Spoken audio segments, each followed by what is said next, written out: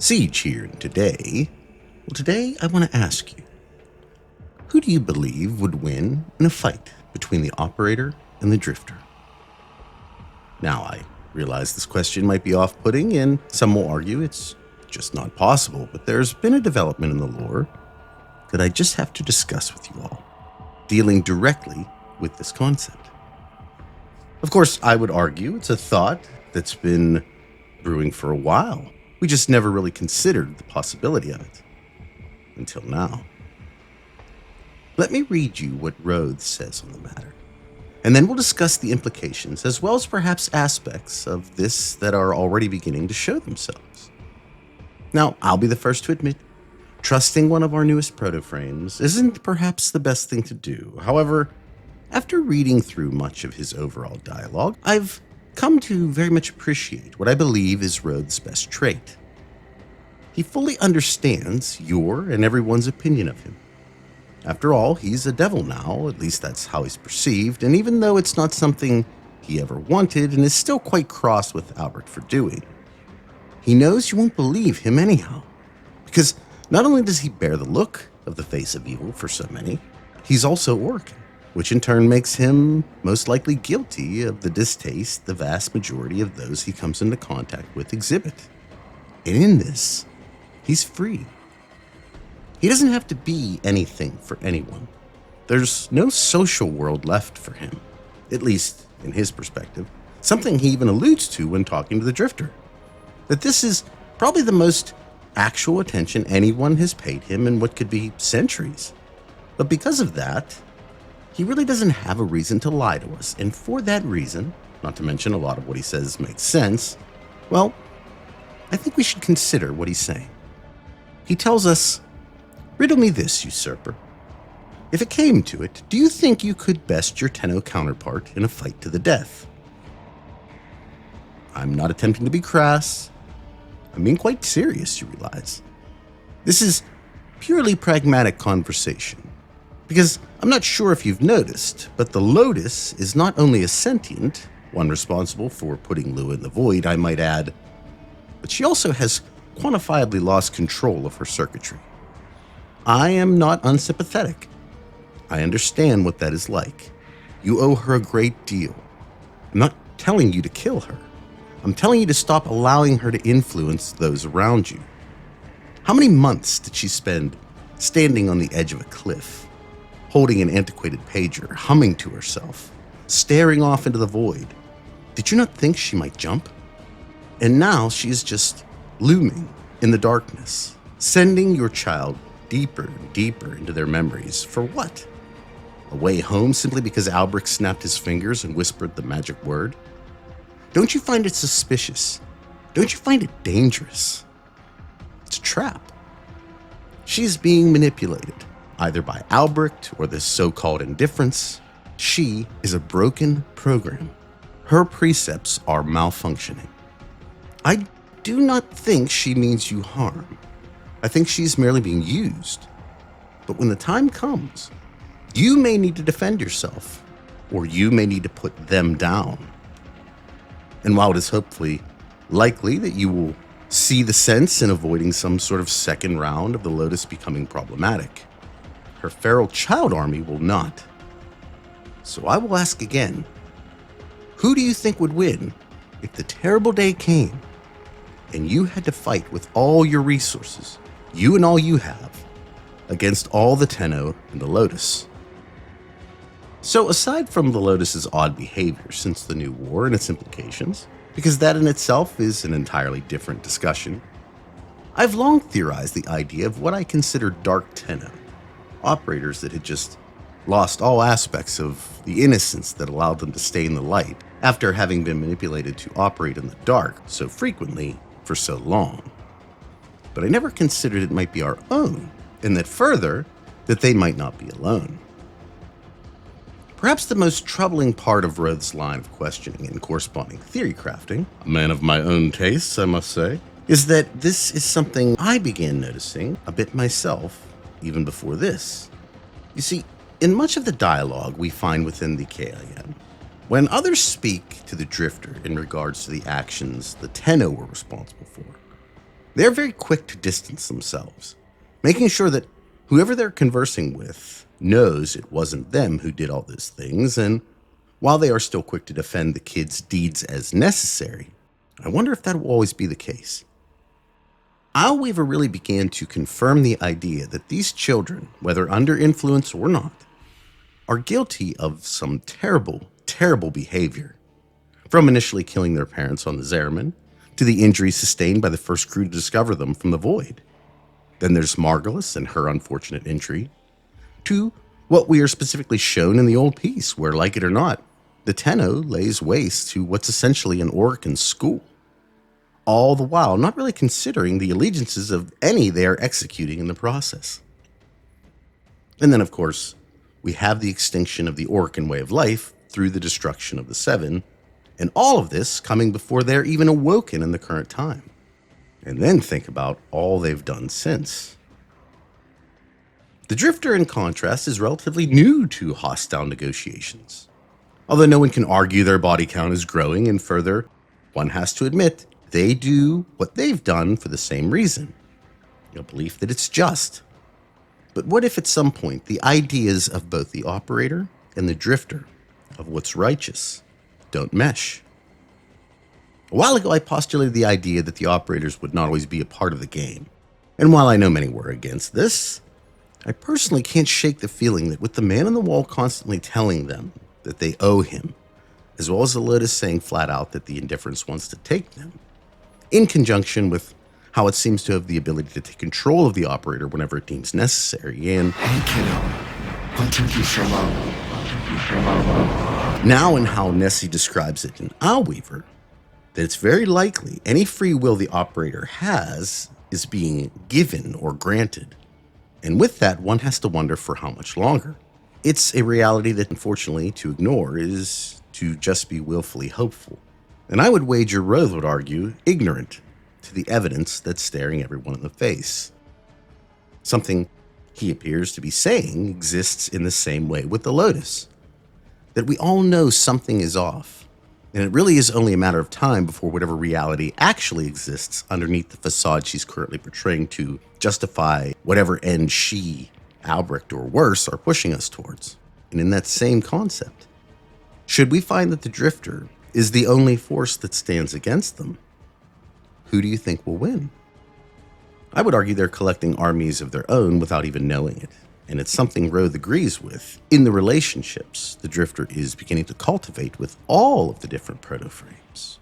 Because if we're only comparing sheer firepower, it seems like both the operator and the Drifter are equal, having access to and being quite adept at many forms of combat with the trove of weapons, Warframe'S and such that make them both so lethal. And from what's insinuated during the New War... Forgive me, but this would be a lot easier if you could use that old...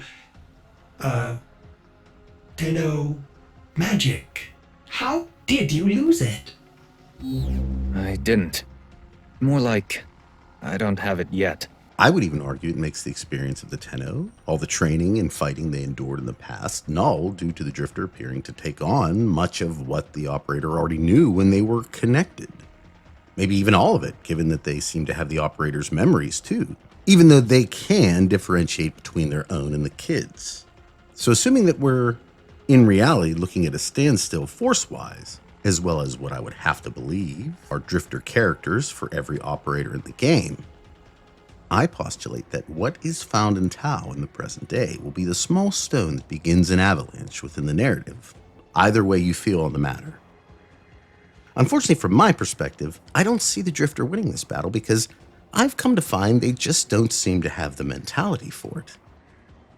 In too many scenarios to mention, when offered the choice, the operators are far quicker to deliver their own brand of justice before sorting out any details, even being willing to hunt their allies if the need presents itself.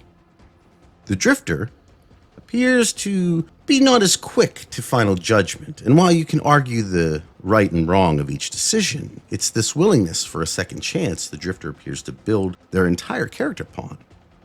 One the child operators are not as empathetic with, shall we say, that I think, if nothing else, will allow the Tenno to get the better of them, should the two ever clash.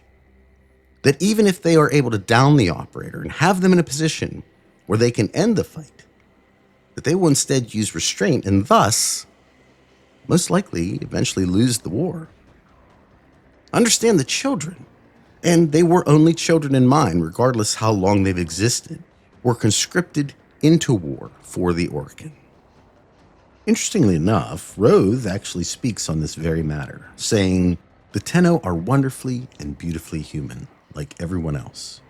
Simply human. And moreover, they are children. Children who've been tasked with facing horrors and committing atrocities, the likes of which I have seen break grown, hardened orokin warriors, whose time has spanned hundreds of years. I've seen Dax, golden elite Dax, drop their sacred gilt swords and flee from the battlefield that the Tenno waded into with their Warframe'S. Their perceived cocoon of infested shelter protected their bodies, but not their minds. They are not to blame for the way they are, tormented by the void, forced to murder or witness the death of their own parents, subjected to war, having their memories stolen, lost to cryosleep for centuries. That they are not raving lunatics entirely is miraculous, Usurper. I'm not saying that it will go wrong. I'm merely saying that it could. And that you must have a plan in place for it if that day were to come to pass. There is no harm in being prepared for the worst. There is all the harm in the world in naught. And I believe one to be a fool to think that the only place the orokin sent the Tenno to fight was against the sentients.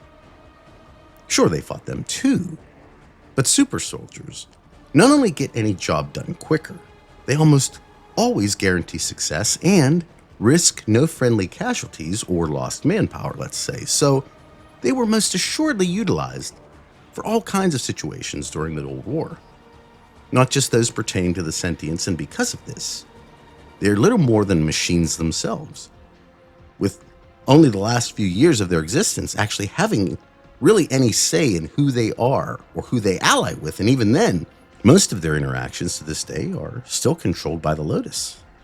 What she says, they do. Not to mention the ominous visage of the Tenno during the Era cinematic, where she's clearly controlling a cadre of empty-eyed warriors. And you have to ask who's really in charge here. Are the group of them just aligned in their current beliefs? Or is she the one in control of all of them? And then one has to ask, first with Ballas's clear control over her, and now seeming to desire to do Albrecht and Trotty's will out of the clear blue. Do you hear it? The calls of angels, devils, life itself. It's grown so loud. It tries to follow in his footsteps through time. You must find him first. Remember, prior to Lotus Eaters, she barely mentioned his name. And now his plan and what's going on here are the only thing that matter. Unless we forget, not even taking into consideration lying to us at the end of the New War. At the end, what did you see? I saw nothing. Nothing. We know what she saw, or that if nothing else, she saw something. Now there's this scene to attempt to explain.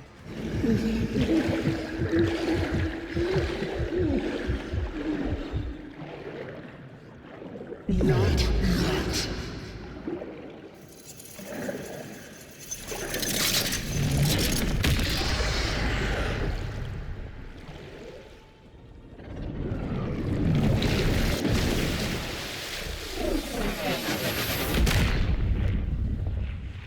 And if she's not in charge, it makes me wonder if the significance of the Old Peace quest, the fact that the Xenoflora allowed for sentients to have free will, well, is the Lotus attempting to get back there and find any bit of it left to keep the voices from inside her head, potentially this hive mind Adis refers to, from taking hold? And then, of course, one is forced to ask if this hive mind... With the blooms, Tau made us free. All know this. But what happens if you don't get them? Hunger. For orders. If none come, hive mind would return. Isn't one we've already met, and further is just attempting to bring all of its rogue pieces back together again and end as it began. While this is unquestionably a doomsday scenario, it's not one without a lot of merit behind its potentiality, and with this, rather than the operator against the Indifference, it may end up being the Drifter against not only the Void, but perhaps even a greater enemy. One even we are forced to fight, metaphorically of course, but the stakes here are really no different. That being ourselves. And unfortunately, it may require a level of indifference the Drifter just doesn't seem to possess. Well, at least not yet. But perhaps that's why they were chosen. I'm not going to try to say this any better than how it was put in Captain America, the First Avenger, because I really believe it holds a lot of weight here when it comes to both the operator and Drifter's respective character. A strong person who's known power their whole life may lose respect for that power, or further, what that power can be used for. Not unlike the operators, having their gifts, however horrific and how they were acquired, having their actions be a kind of mixed bag of good and bad, depending largely on perspective. But a weak person, or one who did not grow up with power, or even lived a large portion of their life without it, knows the value of that strength, and that it very well may be fleeting, so to use it as wisely as possible. I suppose it would be prudent to mention here that it would also be wise to remember that in that same vein, morality isn't always rewarded with victory. But with that being said, I hope you enjoyed this first part of my analysis of the old piece, the information we've received along with it, and what their implications are in both the near and far future. If there is one, of course. And it got you thinking about who would really win in this fight, and further, how would you deal with the almost certain loss of at least one of your characters for good? I'll be curious to hear what you say. Now, please understand, today's video barely scratches the surface of the information presented in the old piece, with far too much to include in just one video, so please stay tuned for a lot more in regards to all the new developments in the narrative. And as always, I'd like to thank the channel's members. I can't tell you how appreciative I am of your support, but also just feel blessed to know you value my content enough to help out as you do. And for that, I'm eternally grateful. Also, I can't forget my longtime channel support in G Fuel, a product I use to this day. And given its longevity on the market, I believe that in itself speaks to its actual effectiveness and preference among many who, like myself, need a bit of a mental boost at times. But finally, I just want to thank all of you who subscribe to the channel and watch, those who've made me a part of your own Warframe experience. I promise you it's a much bigger deal to me than you realize, so thank you all once more from the bottom of my heart. At any rate, I hope you all have a wonderful day today, a wonderful rest of your week, and I'll talk at you all in the next one. Take care, everybody. Bye.